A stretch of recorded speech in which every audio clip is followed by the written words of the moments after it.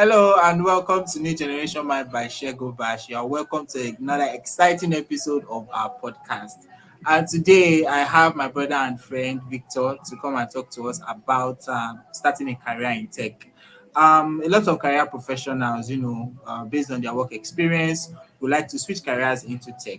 So, considering he is a tech professional, we've decided to bring him on to kind of share his experience and tell us, ways we can transition into tech.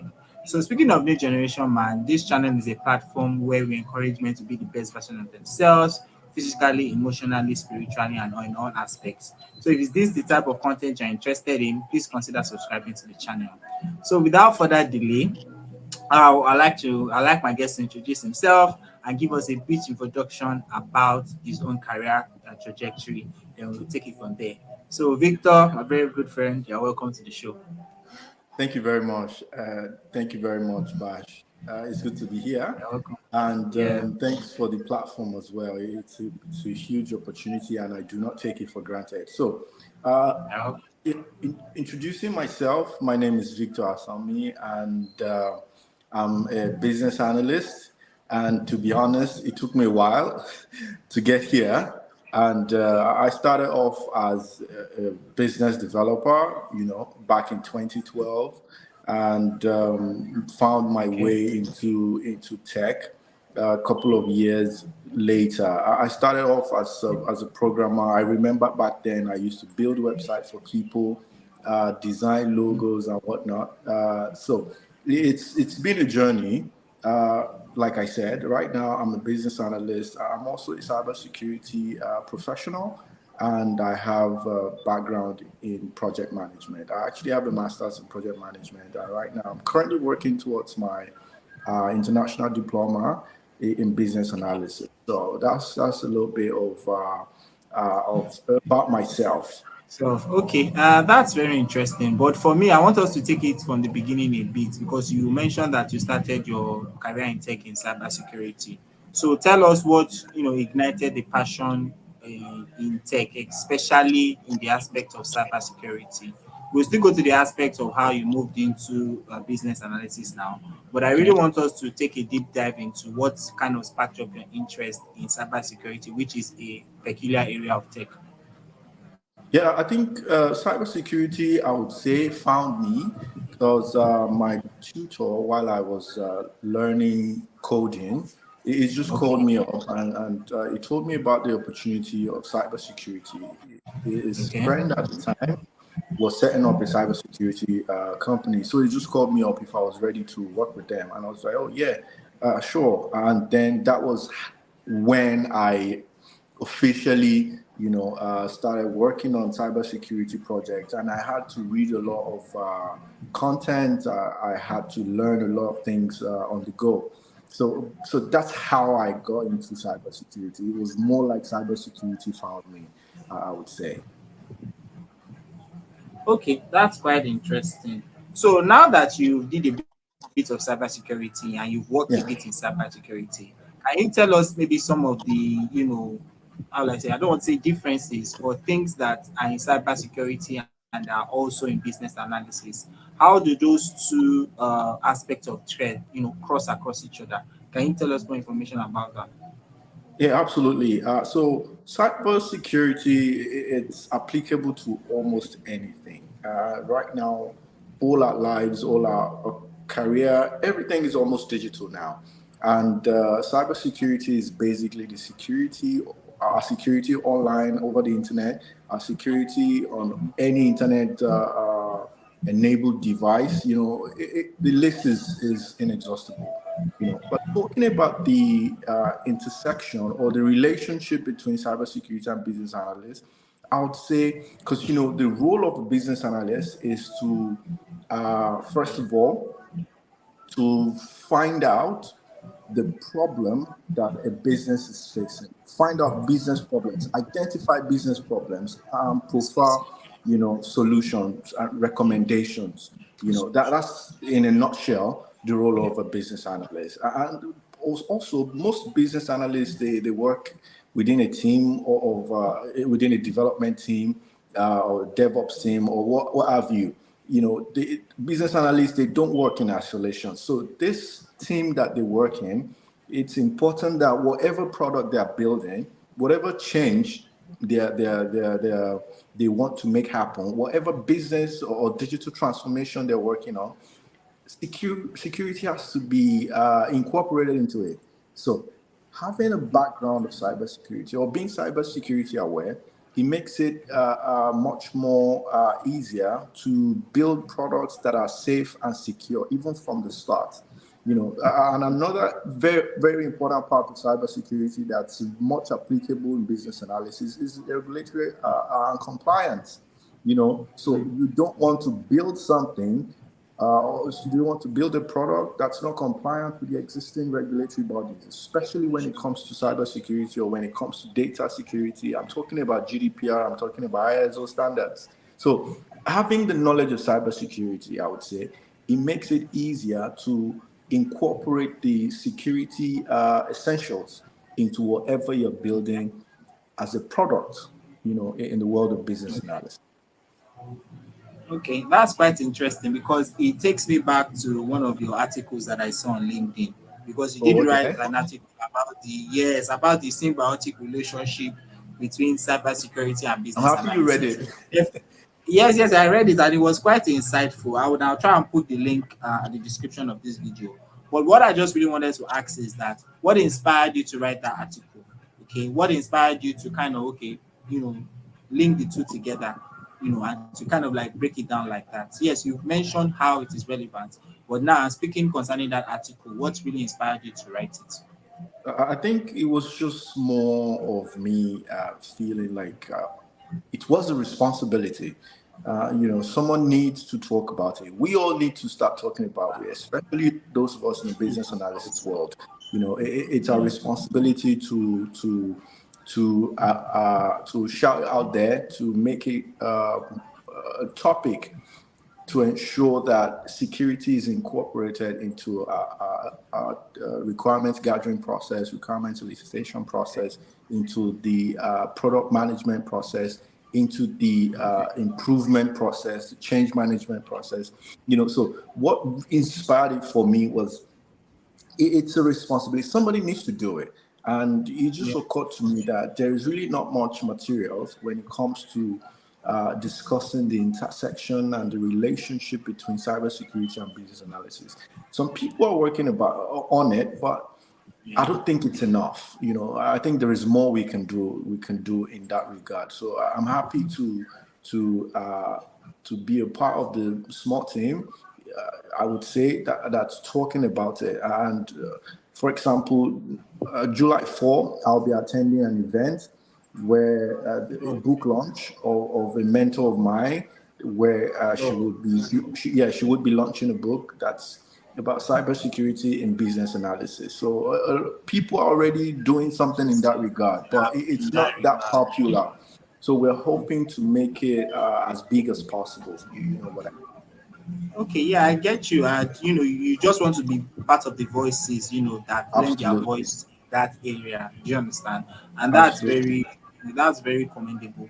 But what I want to now ask you now is I want you to talk about some of the business trends that you've noticed, especially maybe in cybersecurity and business analysis. Because as you know, in 2024 that we are in, there's been a lot of changes in strategies about businesses, the way business, operates in terms of the use of social media and all that. So based on your knowledge of business analysis and cybersecurity, I just want you to give us some insight on some of the trends that you've noticed and give us your own insight too in what businesses can change, moving forward based on the knowledge that you have.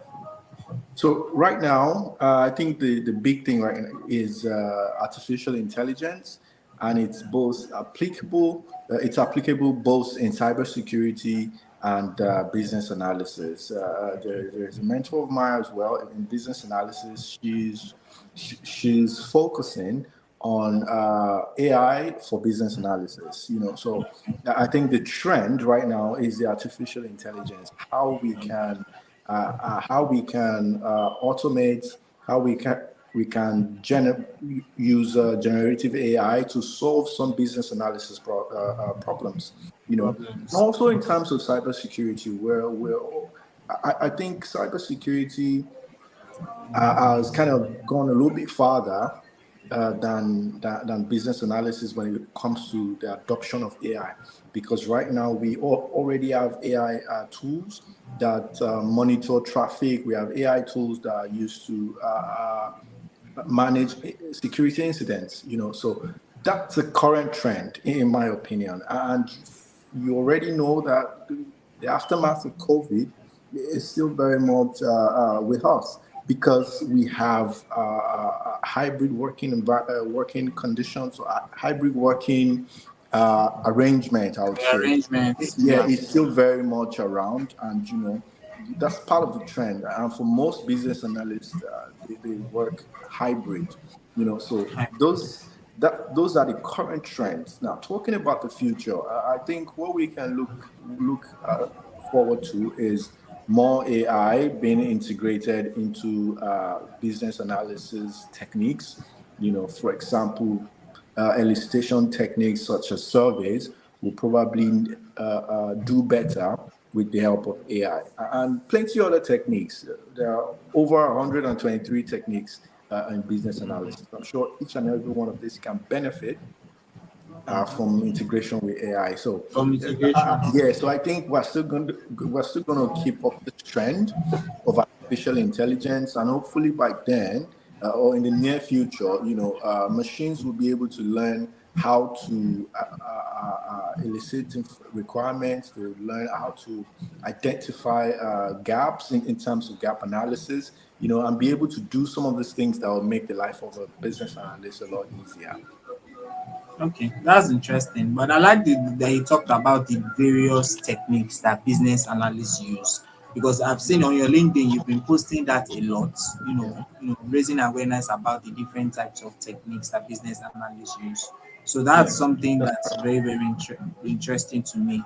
But moving on, I would like you to speak on this because there are a lot of people maybe that might be watching this video later and are very much interested in going into tech. But some people they would like to know whether they should go into tech in terms of their educational background, their interest, or their work experience. So, considering you have an history working in tech, so for a young professional that is thinking to moving into tech, what do you think should be the key thing they should take note of if they want to make that transition? Do you think their work experience should inform their decision? Do you think their educational background should inform their decision, or do you think it's their interest in a particular area that should inform their decision? So I just really want to know your thoughts on that. All right. To be honest, I think all of these factors should come to play, all of Okay. it. Okay. And my suggestion would be for anyone who's looking to get into tech to leverage on your strengths. You know, I think that's more important. So if your background is your strength, then leverage on it.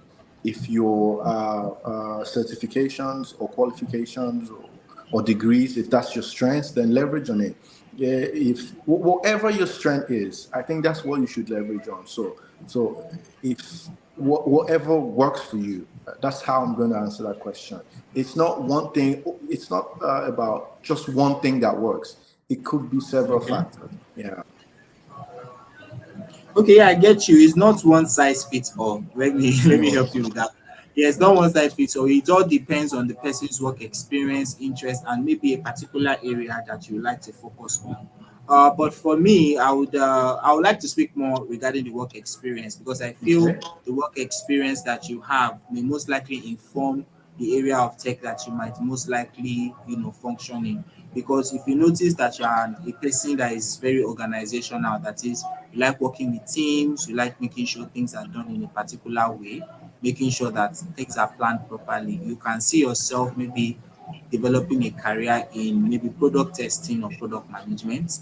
If you are someone that likes to work with numbers, you're good with calculations and things like that, you can decide to go into data analysis because for accountants, they are very good with numbers. So things like data analysis and things like that will definitely appeal to them.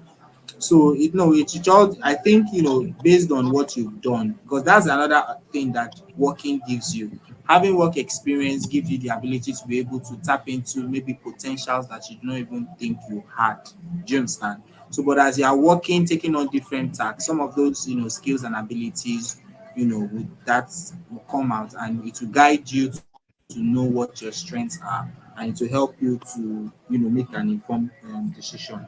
So yeah, so just to round up, so do you have any final words, maybe just to advise anyone, or anything you would like to say to encourage someone, and just speak about what how they can move forward in a career in tech. So any final words so that we can just wrap up with that. Yeah, so absolutely. I'm going to start from where you stopped. So, in terms of background or experience, I think what's more important when you're transitioning into tech is try to look out for your transferable skills. Like you rightly mentioned, as an accountant, you have lots of transferable skills that can help you transition to being a data analyst. Or if you have a legal background or legal experience, that can help you transition into compliance, GRC, governance, Mm. uh, Yes, uh, KYC. yeah, not even KYC now. KYC is a part of GRC, and that's Oh, okay. governance, risk, and compliance. So Okay. it's very important if you have if you're coming from a background that has useful transferable skills. So Okay. but that shouldn't stop, even if you don't have a background in accounting or a background in law. There is Yeah. always something you've learned in your years of experience that can be Experience. useful, into whatever area you're targeting in tech. But more importantly, I think interest plays a huge role, and it might sound cliche, passion as well, because Mm. none of this, nothing is really easy to learn. It's a matter of how bad you want it, So it's Exactly. it's important that you really you're interested in whatever it is that you want to venture into in tech. And most importantly, you need to do your research. Try as much as possible not to just jump in head first, because that's it turns out that's not the best strategy. So find a mentor if you can, or just do your solo research. But please leverage on help wherever or whoever is willing to help you. Try to take that help. Ask meaningful questions, and you should be able to get clear direction from there. Yeah, I like what you said, like ask meaningful questions, because people are ready to mentor, people are ready to support, but Yeah. we're in a very fast age moving environment, and people really do not have time to baby spoon feed anybody. And even if you want to like need guidance regarding something, ask that question in a way that it shows that you've done your research. It shows that okay, you put a little bit of thought into what you are saying or what you are trying to ask. So it makes the work easier for the person that's trying to mentor you, and it just makes the whole process a lot easier. So yeah, so thank you so much for making out the time, and joining us today. And I hope career professionals all over have taken one or two things from what we've said. Starting up their career in tech. So, but like we said, research, research, research. It's quite important.